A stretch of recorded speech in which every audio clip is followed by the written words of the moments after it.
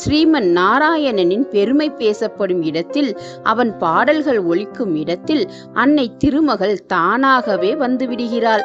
ஆகவே இல்லந்தோறும் காலை வேளைகளில் வெங்கடேச சுப்பிரபாதமும், மாலை வேளைகளில் விஷ்ணு சகசரநாமமும் ஒலிப்பது அவசியம். அந்த வீடுகளில் செல்வ செழிப்பு தாமாகவே வந்துவிடும்.